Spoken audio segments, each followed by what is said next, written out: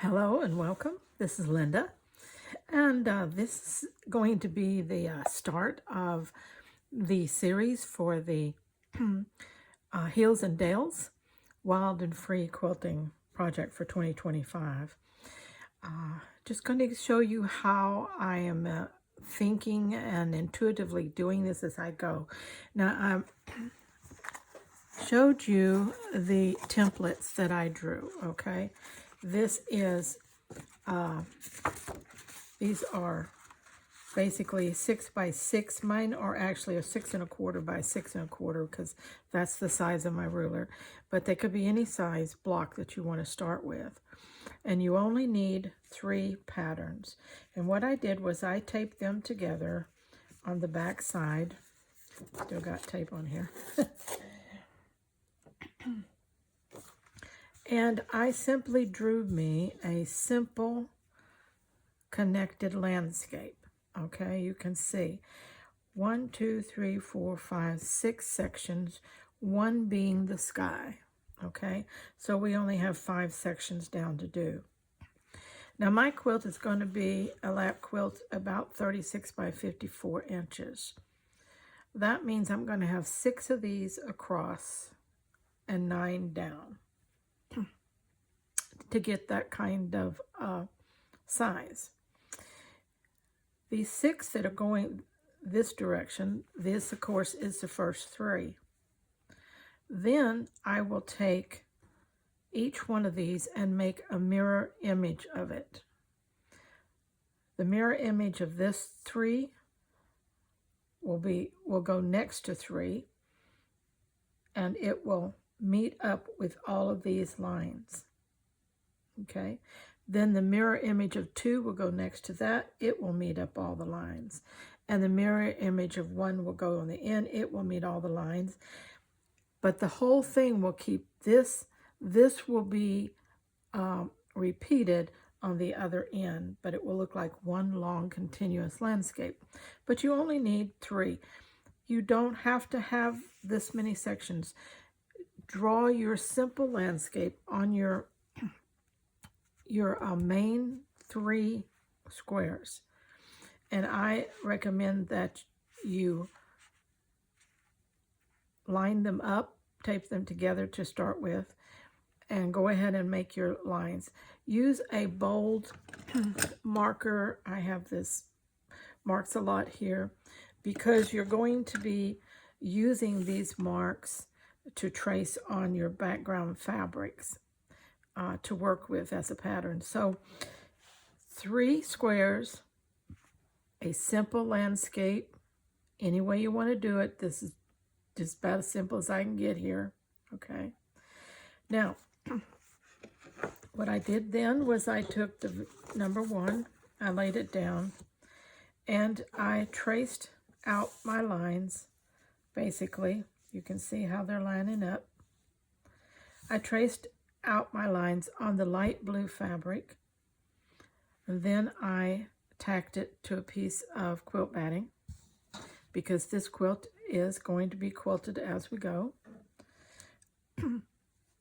And then you just play with laying out your fabrics somewhere along these lines. Do you have to be absolutely exact? No, you don't. Can you improvise and embellish? Yes, you can, and I'm going to be doing some of that as I go to show you what I'm talking about, okay? For instance, this last section here, right here, is just one piece. But as you can see, I have put one little piece up here at the top, and then I'm going to come in with another piece at the bottom. So I can take that section, split it into 2, or whatever I want to do with it, okay? This section up here, also in this quilt, you know, the strips and strings quilt we did in all quilting cottons I did. The second one we did in a lot of fancy fabrics, woven fabrics, gauzes, scarf fabrics primarily. This one we're going to do in a combination of both cottons and other types of textiles in order to create the landscapes that we want. So we'll have 3 entirely different looking quilts when we get through. Something like that. Just, it's a little piece of torn scarf. But let's say that I take it and what if I just lay it on top of that section right there? Now, isn't that pretty? And I just have changed up my landscape quite a bit, okay? Which I am going to use that there, by the way. I did find me some scraps of lace and this sweater, and I thought this would make a great clouds in my sky, okay? Little bits of that, whatever, would make some great clouds. So you might think about something like that. As you can see, I have sewn this one down, tacked this one. What I did was, when I put this one down and tacked this one, I tacked it along the, you can't see it really under there right now, but I tacked it along. See this line right here? I come in and trim that so I could keep that. And when I put the next piece on, let's say this piece, I know that this is basically the line to follow because I tacked that. That's how I did these here. All right. I like to use my fabrics torn when I'm using the cottons because it gives me the organic feel of a landscape that I want. Okay. Now you can use sharp edges if you want, but I like to use the torn edges. And what I will do is I will place that along that tacking thread. Let me move my pattern here.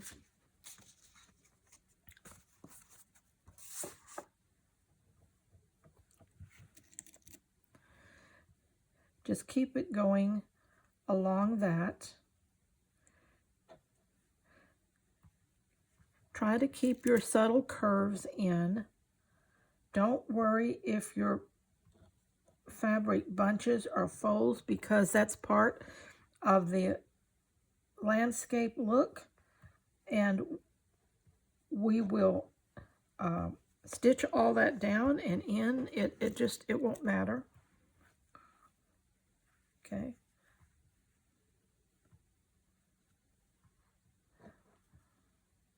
If we have a fold here that we stitch in, that's just part of the landscape texture. It's just, don't overthink this and try to think organically, okay?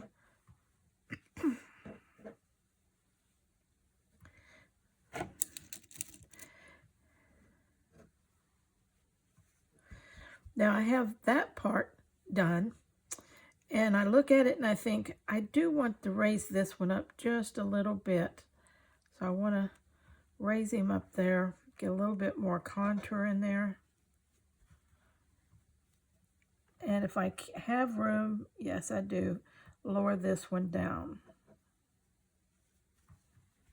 Give me a little bit more of a dip there.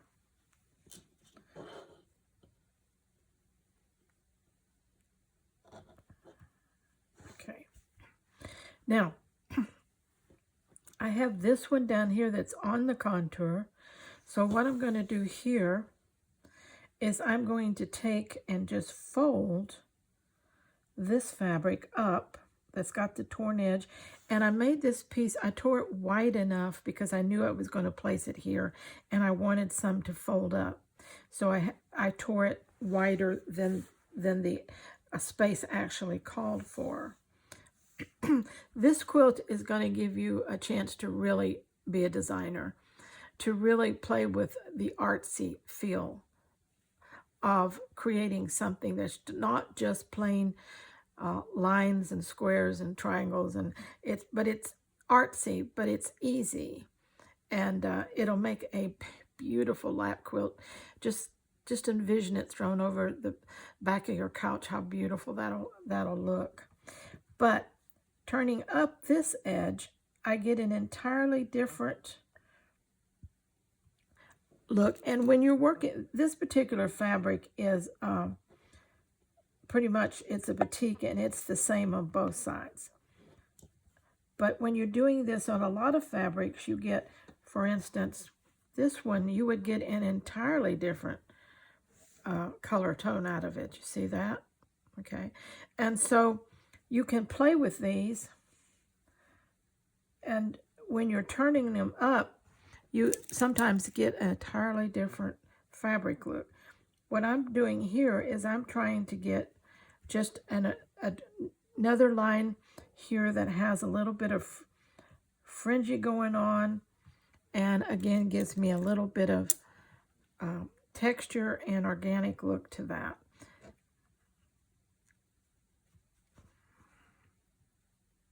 I want my landscape to be interesting, pretty, and when I get through stitching it all, it'll be very tight and well strong.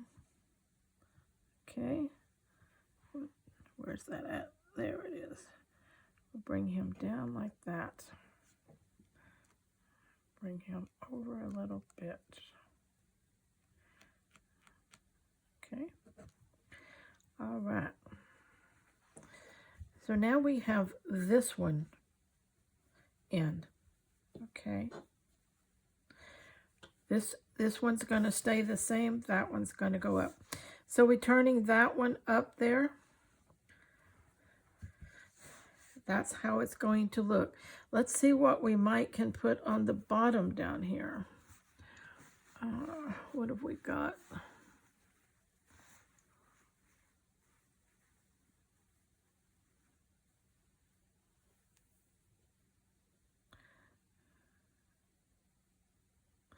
Remember that we're going to have sashing around each of these blocks. So if you have a little edge that doesn't get covered, don't worry about it. The sashing will cover it. Let me see if I've got one of those just a little wider. I have this one down here that might be kind of cool if I used it.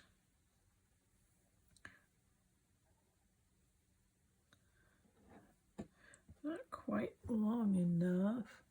I don't want to cut it up because it'll be perfect for something else. Okay, Linda, what do we got in here?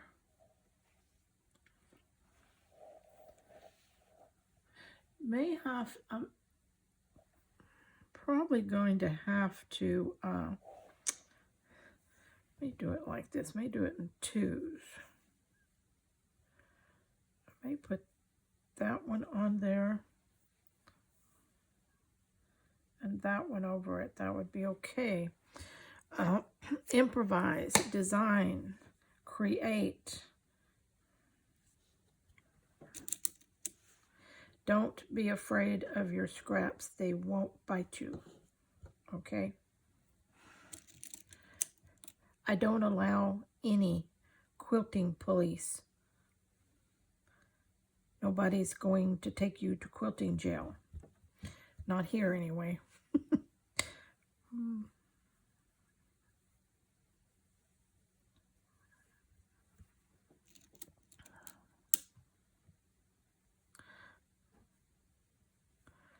Okay, let's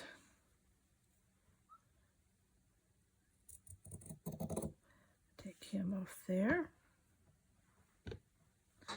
Let's take some of this extra off. I don't know about you, but I can't really gauge my piece until I get some of it cleaned up.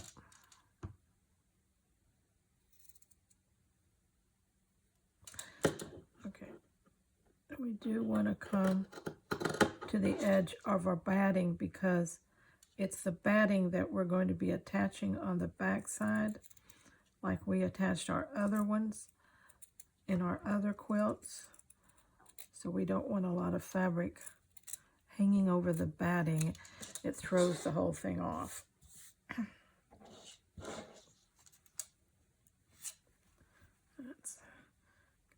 pin out of my way.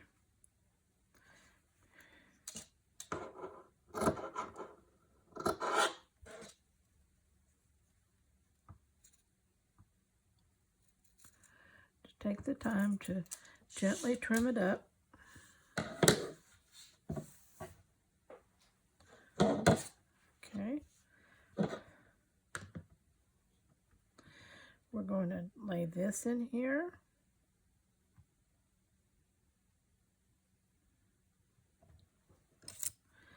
Tuck it under all these pins.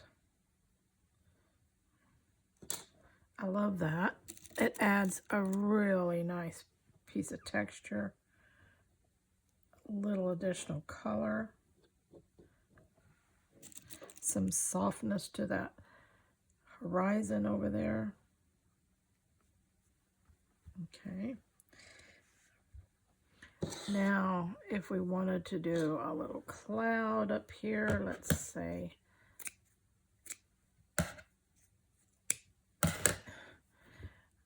I like to pull this apart. I don't want anything that looks like a sweater when I get through. But the yarn is beautiful. It's a nice color. It's soft. It's textury. So maybe we could put a little combination of lace. Let's see what we got here.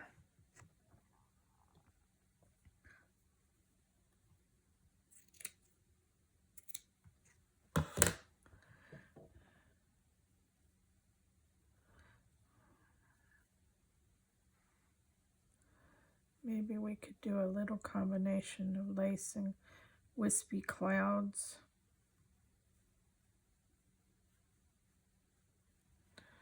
Like that. That would be our cloud layer.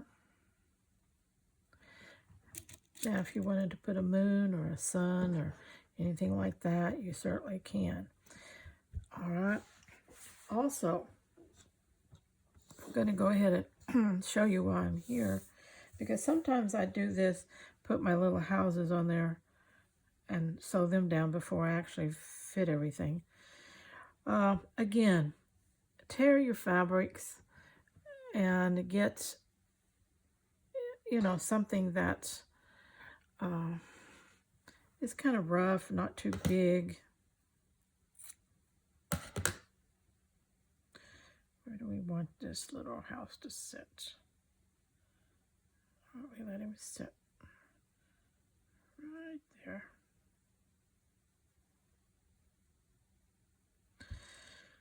And we need some kind of a little roof.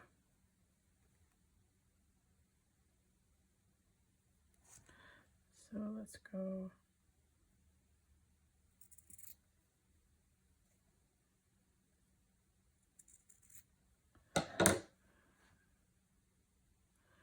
We have a little roof there. So we'll remove one pin and use it to kind of attach our house. There we go. Save your little pieces. You don't know where you might put them. Okay.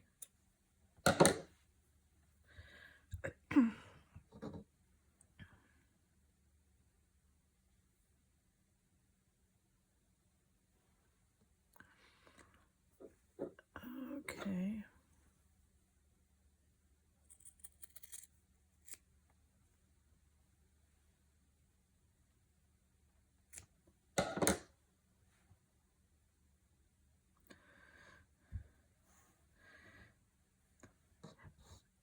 Do things have to be exact and proportional? No. Do they have to be extremely detailed? No. Some, you know, I don't want to get too detailed in this and too much stuff on there. I just want the implication that there's a little house here, okay? And that's, you know, maybe a window or two, and then the next time maybe a door. It doesn't have to be just really, really defined. Let's see what I got here.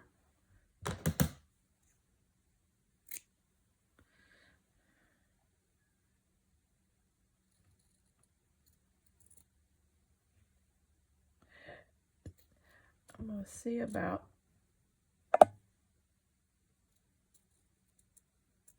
just taking a little piece of fabric that's got some greens in it.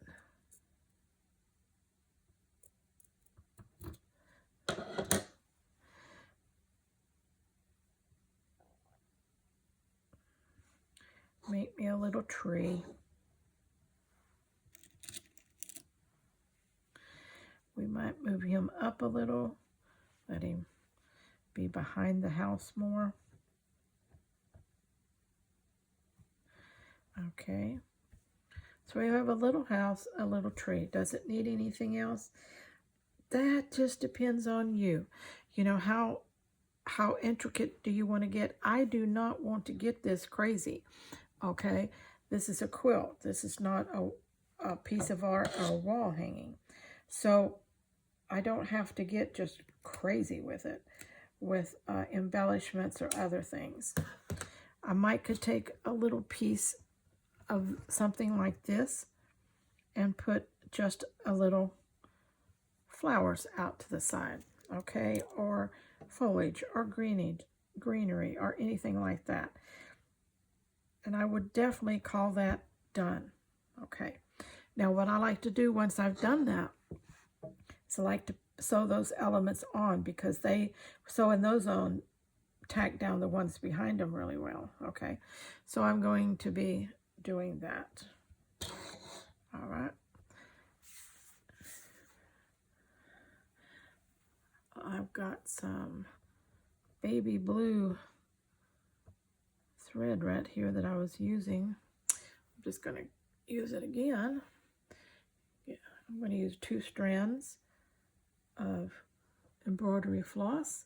I'm doing the majority of these quilts in embroidery floss. 2 strands.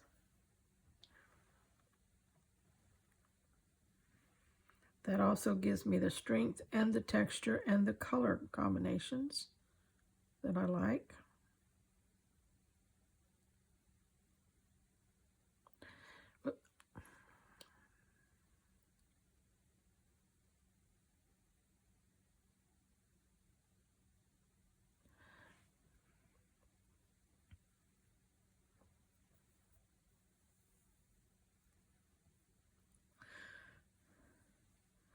No particular stitches do you have to use, whatever you want to use.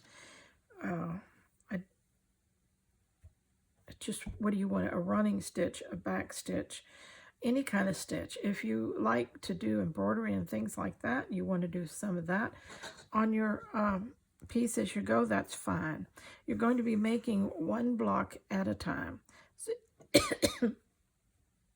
So and it'll take some time to get 54 blocks made, but it won't take as long as you think it might. It won't take a lifetime.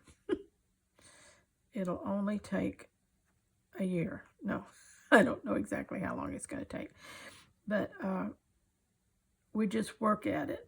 For 2025, I am working 3 Scrappy quilts in the Wild and Free method, all at the same time, concurrently. So if you're working all of them, that's wonderful. If you're working one of them, I will be, uploading videos consistently, but I will be working all 3 quilts at one time. So each quilt will get its own time space.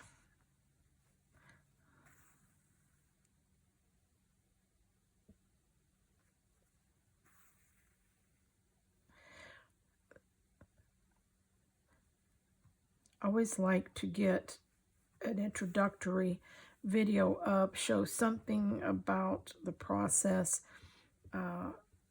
tools, resources you might need, so that you have time to prepare for that project. Everything I'm going to be doing here in these quilts, I'm going to be using scraps.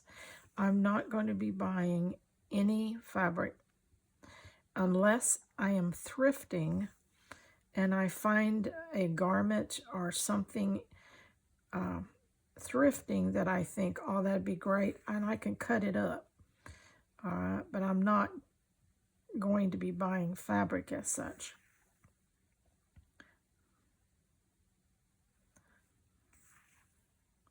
This thread just buries itself really well in color with this yarn. You don't even see it.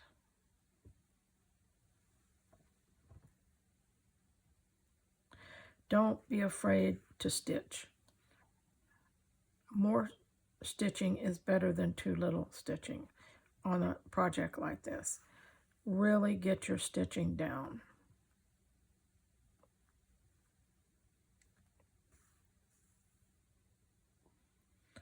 And Scrappy, to be Scrappy, you have to see stitches to me.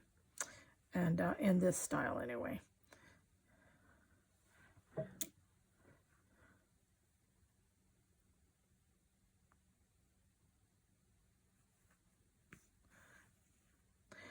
Oh, I did it.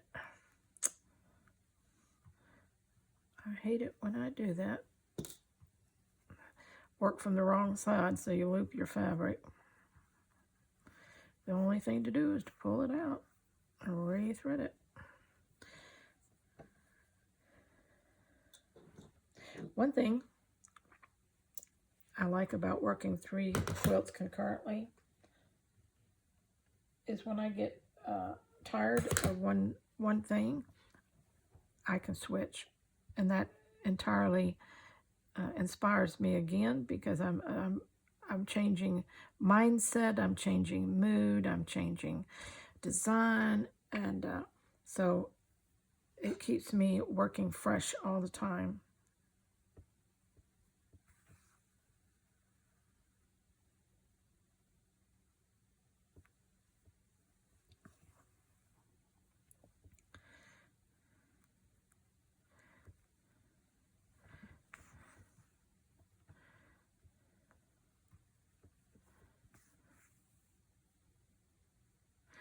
And again, these are landscapes that we're doing each square, but we are not doing wall art quilts and things like that. We are doing a little bit of artsy stuff, but basically it's just making a scrappy quilt.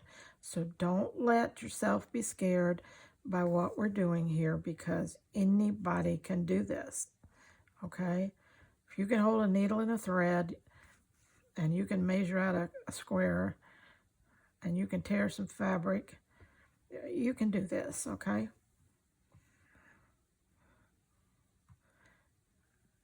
Get you some scraps collected.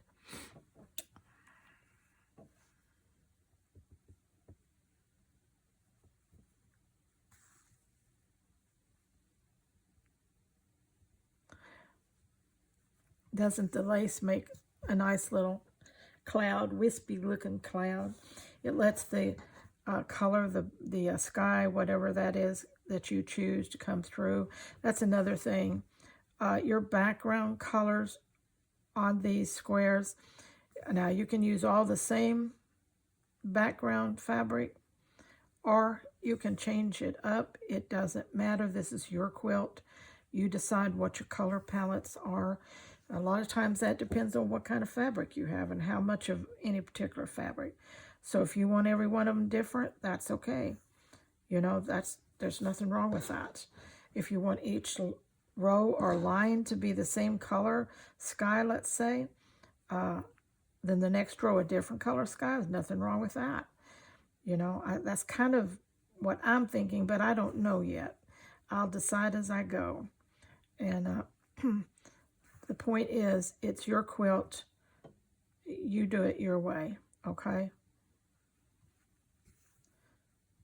I'm just here, hopefully, to give you some inspiration, to show you by example how certain things can be done, and how I do mine. If you like what I do, then seeing how I do it is so important. I definitely have my own style. I I love designing and doing things my own way,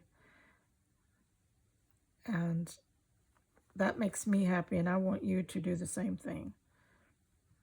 Do what you want to do. Be happy while you're stitching.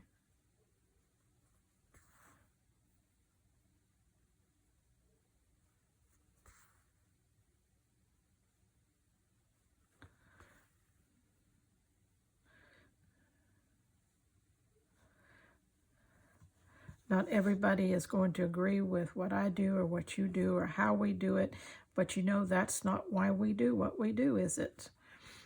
We're not out there for the reason that we got to have everybody's approval. We're out there because we love what we do, and we're just sharing it with others.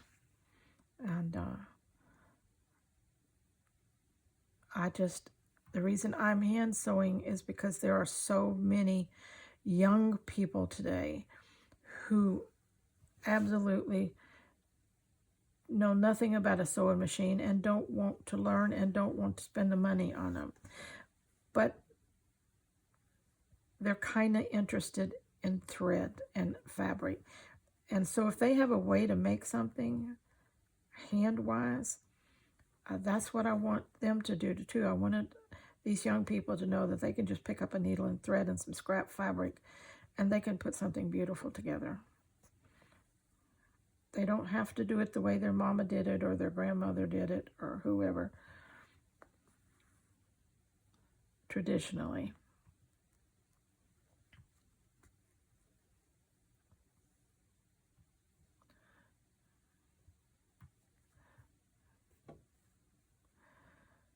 There's something so therapeutic about stitching.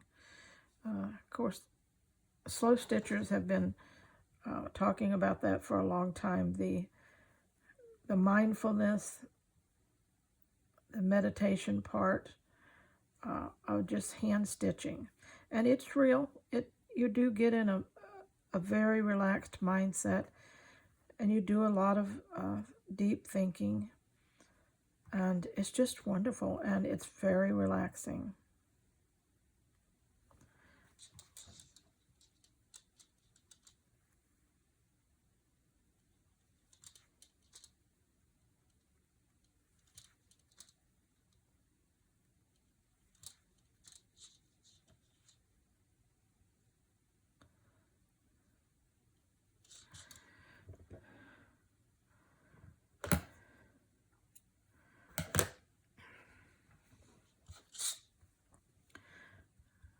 Okay.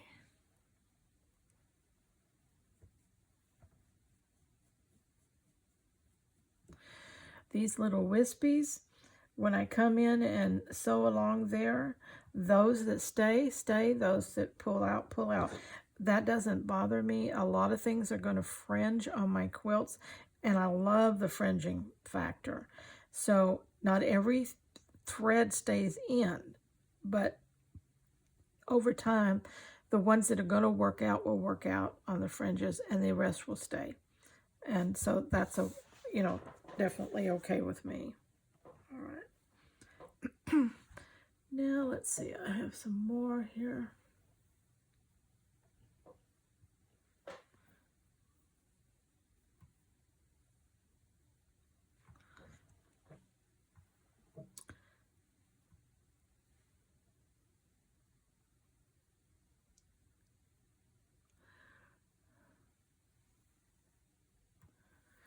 Finish getting this little cloud sewn in up here.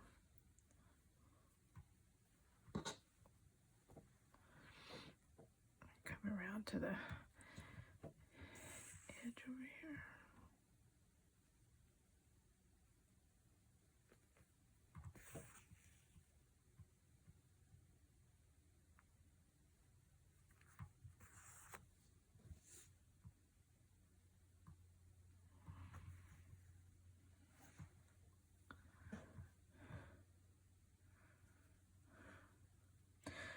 Another thing about these lap quilts is being a lap quilt,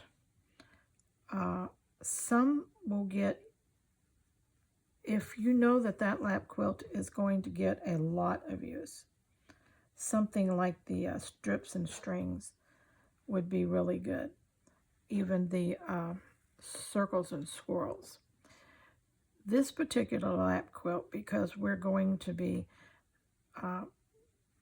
doing a little bit more artsy work on it, this would be the lap quilt that basically for home decor to, like I said, over a chair or couch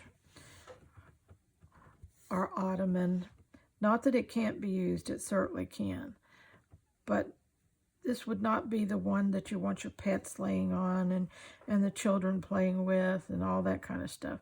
This is the one you want to take more care of. So you would place it more as a decor piece than just a utilitarian quilt. Now, in a home like mine where there's just two old people, any of these quilts we will use them, but we don't abuse them. We know how to use them. They'll give us cover and warmth, but we're gentle with them. You know, we don't throw them around and all that kind of stuff. But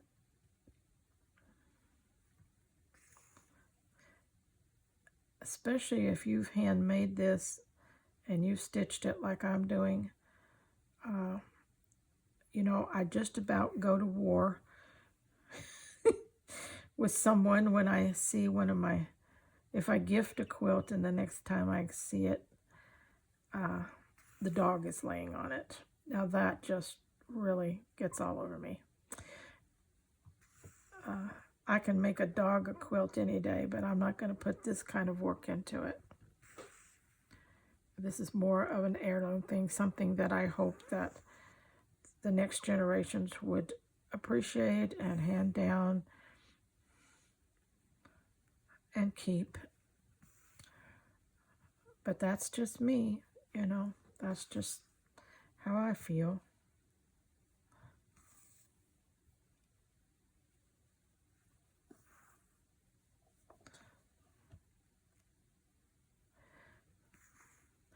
I'm putting quite a few stitches in this because that is very loose weaved sweater material, and I want to make sure that I get it caught well enough that it doesn't snag and pull out, you know. And that's just a matter of putting more stitches than normal in an area. And if you blend your thread well like I have, nobody will ever know how many stitches are in there because I can't see them. Okay. And this particular cloud thing, I don't want my stitches to show. I want my cloud to blend. When it comes to other parts of it, yes, I want my stitches to show.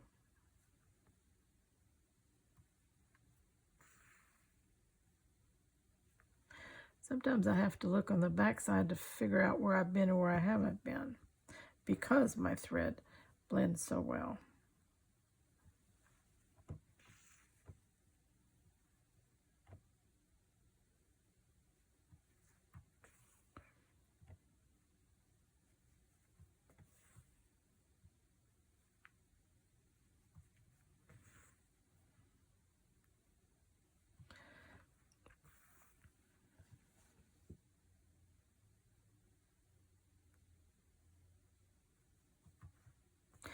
I know I'm going to be able to finish my strips and strings quilt in 2025, and I know I'm going to be able to finish my circle and swirls quilt. This particular quilt may not get finished in 2025, but it will be well along and can be finished the next year, but who knows what I may be able to accomplish.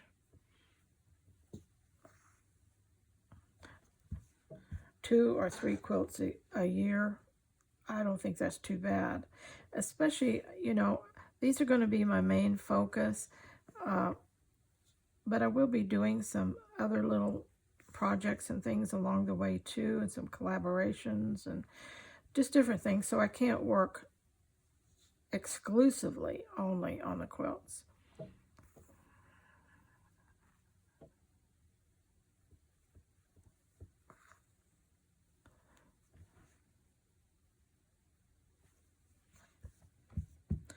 Okay, I'm thinking that's pretty good. Pretty good.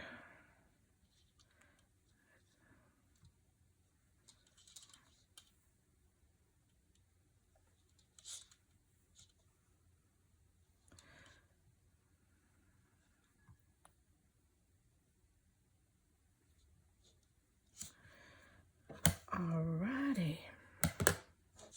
We've got a lot of pins, don't we? Pins are your friends when it comes to this. Okay. All right. And remember that our Strippy, we're going to be doing the Scrappy session like in our other quilts. So if you can just envision something coming down the side with some other stuff on it. Oh, come on, Linda. Let's see what you got here. You know, with different Scrappy stuff, it's going to add so much Scrappy charm to these landscapes. Okay. And it's going to blend them really, really well. So I hope that you've enjoyed that. And I will be coming back, and we will be sewing more of this together on our next video in this series for the landscape, for the Hills and Dales Wild and Free quilt. Till next time, stay scrap happy.